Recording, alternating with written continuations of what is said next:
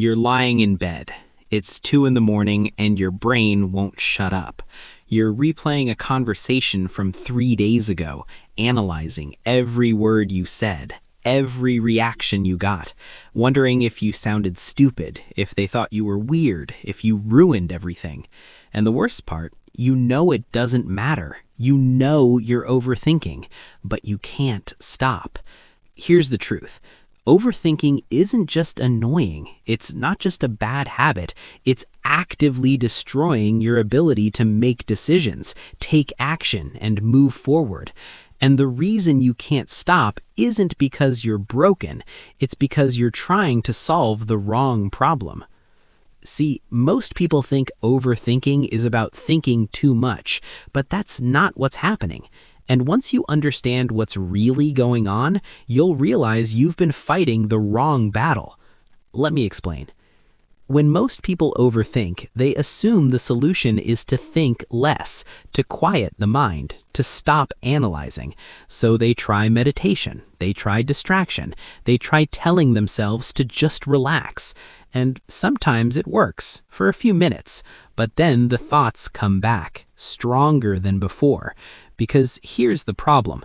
Overthinking isn't caused by thinking too much. It's caused by uncertainty, and your brain hates uncertainty. Let me show you what I mean. Your brain's primary job is to keep you safe, not happy, not successful, safe. And in order to keep you safe, it needs to predict what's going to happen next. It needs to know if that person likes you, if that decision will work out, if that risk is worth taking. But most of the time, you don't know. You can't know. Life is full of uncertainty. And when your brain can't predict the outcome, it panics. So it does the only thing it can. It tries to think its way to certainty. It runs simulations. It replays scenarios. It builds mental models of every possible outcome. And it keeps going, over and over, because it believes that if it thinks hard enough, it'll finally figure it out. It'll finally feel sure. But here's what's actually happening. The more you think, the more possibilities you see. The more possibilities you see, the more uncertain you become. And the more uncertain you become, the more you think. It's a loop. And the loop doesn't stop because you haven't found the answer. It stops when you accept that there isn't one. At least, not yet. But most people never realize this. They keep thinking, keep analyzing, keep searching for certainty that doesn't exist. And that's where overthinking becomes a problem. Not because thinking is bad, but because you're using it to solve something it can't solve. Now, here's what most people misunderstand. They think overthinking is a thinking problem, but it's not. It's an emotion problem disguised as a thinking problem. Let me explain. When you overthink, what are you actually feeling? Anxiety, fear, doubt, insecurity. Those are emotions, not thoughts. But your brain doesn't like feeling emotions. Emotions feel messy, uncontrollable, vulnerable. So your brain does something clever. It converts the emotion into a thought. Instead of feeling anxious, you start thinking about all the things that could go wrong. Instead of feeling insecure, you start analyzing whether people like you. Instead of feeling uncertain, you start replaying conversations looking for clues. And this is where the mistake happens. You think you're solving a problem, but you're not. You're avoiding a feeling. And every time you think your way through the emotion, you reinforce the pattern. You teach your brain that thinking is how you deal with discomfort. So the next time you feel uncertain, your brain immediately jumps to overthinking. It's become your default coping mechanism, and the more you use it, the stronger it gets. That sounds small, but it changes everything. Because if overthinking is an emotion avoidance strategy, then the solution isn't to think less, it's to feel more. Here's what I mean. Let's say you sent a text to someone and they haven't responded. Your brain starts spiraling. Did I say something wrong? Are they mad at me? Do they not want to talk to me? Should I send another text? Should I apologize? Each question is an attempt to resolve the discomfort of not knowing. But the discomfort doesn't come from the unanswered text. It comes from the fear of rejection, the fear of being misunderstood, the fear of not being in control. Those are the real emotions, and until you acknowledge them, the overthinking won't stop. But here's the problem. Most people don't want to feel those emotions. They're uncomfortable. They're painful. So instead, they keep thinking. They keep analyzing. They keep searching for an answer that will make the feeling go away. But it doesn't work because thinking can't resolve an emotion. Only feeling it can. And this is where it gets interesting. When you stop trying to think your way out of discomfort and just let yourself feel it, something surprising happens. The feeling peaks, then it fades, usually within less than 2 minutes. That's it, 2 minutes of discomfort. But because you've been avoiding it your whole life, you've never learned that it's temporary. You've never learned that you can handle it. Here's another layer. Overthinking also gives you the illusion of productivity. You feel like you're doing something, you're working on the problem, you're being thoughtful, you're being careful, but you're not moving forward. You're stuck in your head. And the longer you stay there, the harder it becomes to take action, because action requires uncertainty. You have to move without knowing the outcome. You have to risk being wrong. And if your brain is addicted to certainty, action feels terrifying. So you stay in analysis mode. You gather more information. You consider more options. You wait for the perfect moment. But the perfect moment never comes, and while you're waiting, life passes you by. So how do you actually stop? How do you break the cycle?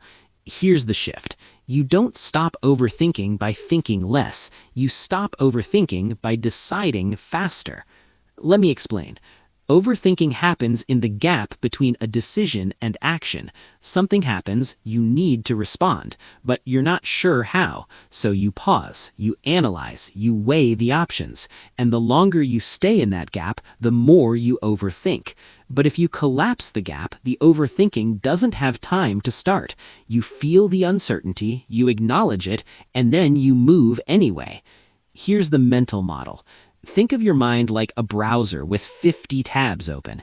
Each tab is a question, a worry, a scenario, and your brain is trying to process them all at once.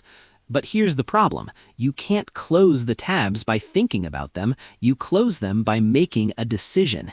Even a small one, even an imperfect one, because every decision is a closed loop. It's a tab that gets shut, and the fewer tabs you have open, the quieter your mind becomes.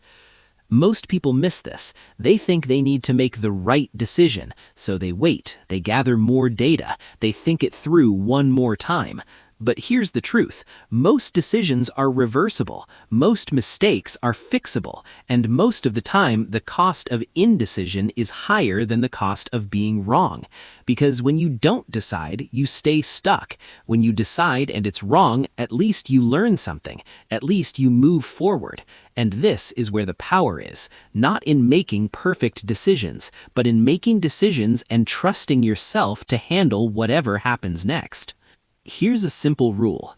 If a decision can be reversed in less than a day, make it in less than a minute. If it can be reversed in less than a week, make it in less than an hour. And if it can't be reversed, then yes, take your time. But most decisions aren't permanent. Most decisions are just experiments. And the faster you experiment, the better you learn. The faster you learn, the better your decisions become. That's the real skill. Not avoiding mistakes, but building the confidence to recover from them. Here's another reframe. Overthinking feels like you're being careful, like you're being responsible. But in reality, you're just delaying discomfort. You're procrastinating on the feeling of uncertainty. And the longer you delay it, the bigger it gets. But when you take action, even imperfect action, the uncertainty shrinks, because now you're dealing with reality instead of imagination. And reality is almost always less scary than the story you've been telling yourself. That sounds obvious, but it's the difference between staying stuck and moving forward. So here's the key insight. Overthinking isn't a thinking problem. It's an emotion avoidance problem. Your brain is trying to think its way to certainty because it's uncomfortable with the feeling of not knowing. But certainty doesn't come from thinking. It comes from deciding. And the faster you decide, the less room there is for overthinking to take over. So next time you catch yourself spiraling, pause. Ask yourself, what am I actually feeling right now? Not what am I thinking, what am I feeling? Name the emotion. Sit with it for a moment. Then make a decision. Any decision, even a small one, because action breaks the loop. And once the loop is broken, your mind can finally quiet down. Overthinking will always be a temptation. Your brain is wired for it. But you don't have to give in. You can train yourself to recognize the pattern, to feel the discomfort, to decide anyway. And the more you practice, the easier it gets. Not because the uncertainty goes away, but because you learn to move through it instead of getting stuck in it. And if you want to understand more about how your mind works, how to make better decisions, and how to stop sabotaging yourself, subscribe, because this is just the beginning.